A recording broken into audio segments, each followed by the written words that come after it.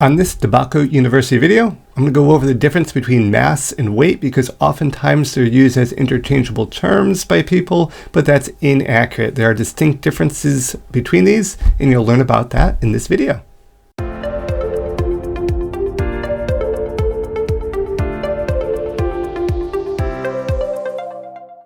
All right, let's talk about mass and weight. They're often used, as I said, interchangeable terms, but this is not very accurate. Mass is the amount of matter in an object, and it's measured typically in grams or kilograms, as we see here. And weight is a gravitational force that's exerted on an object. This is actually a force measured in newtons. So they are using different units because they're measuring different things. One is just the matter in the object, and one is impacted by the gravitational force around that object. We can see here in our comparison, the mass of this object is 1 kilogram, but the gravity is different between Earth and Mars, and therefore that's affecting the weight.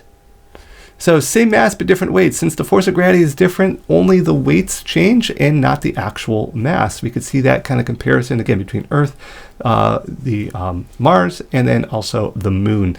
And we can see how the masses are 50 kilograms across, but here we've got 490 newtons, 185, and only 80 newtons compared to these three distinct gravitational pull differences.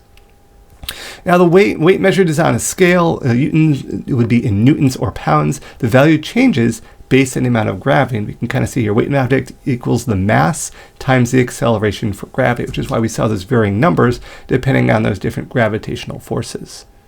The instruments of measuring weight and mass, well, know what instrument will provide the weight and mass measurements. We can see here a spring scale, digital scale, triple beam balance are very commonly used.